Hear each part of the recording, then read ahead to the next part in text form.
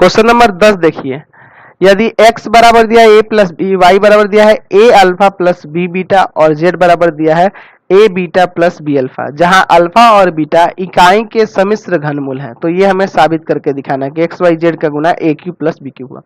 अच्छा, तो हम लोग ये जो सम्मिश्र घनमूल हो रहा है, यानी कि अल्फा को हम लोग ओमेगा मान लेते हैं और बीटा को ओमेगा स्क्वायर मान लेते हैं। सम्मिश्र घनमूल यही ना मानते हैं हम लोग, इकाई के सम्मिश्र घनमूल यही दोनों होते हैं। चलिए, एक तो 1 होता है और दो सम्मिश्र घनमूल होते हैं ओमेगा और ओमेगा स्क्वायर, तो अल्फा को ओमेगा मान लिए और बीटा को ओमेगा स्क्वायर मान लिए। अब चलिए हम लोग एक्स वाई जेड में गुना कर देते हैं, तो एक्स का वैल्यू है ए प्लस बी, वाई का वैल्यू है A alpha plus B beta और जेड का वैल्यू है A beta plus B alpha. Clear है?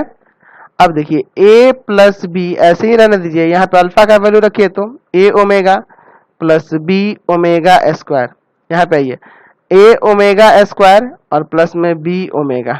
अब इसमें से इंटू कर देते हैं, a प्लस बी को ऐसे ही रखिए, ठीक है, यहाँ इंटू करते हैं।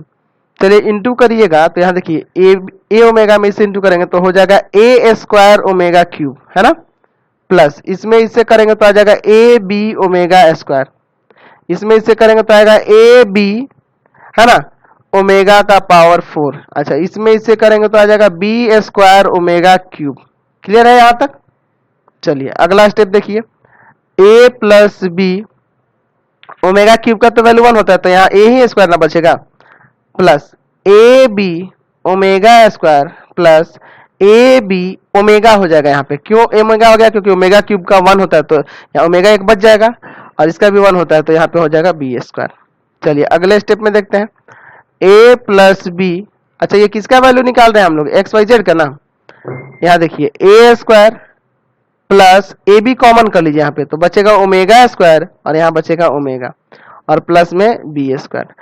चलिए अगला स्टेप देखते हैं, एक्स वाई जेड बराबर में ए प्लस बी, यहाँ देखिए A square plus A B, अच्छा इसका वैल्यू पता है क्या होगा? -1 होगा। क्यों? क्योंकि आपको याद होना चाहिए, घेर लीजिए 1 प्लस ओमेगा स्क्वायर बराबर 0, तो ओमेगा प्लस ओमेगा स्क्वायर का वैल्यू क्या हो जाएगा? -1 नहीं हो जाएगा? चलिए, और प्लस में बी स्क्वायर। अगले स्टेप में यहाँ पे एक्स वाई जेड बराबर हो जाएगा ए प्लस बी इंटू में A square, A plus minus minus A B और प्लस में बी स्क्वायर। तो ये फॉर्मूला बन गया ना, इसका फॉर्मूला आता है ए क्यूब प्लस बी क्यूब का, यही ना आपको साबित करना था। समझ गए? चलते अगले क्वेश्चन पे।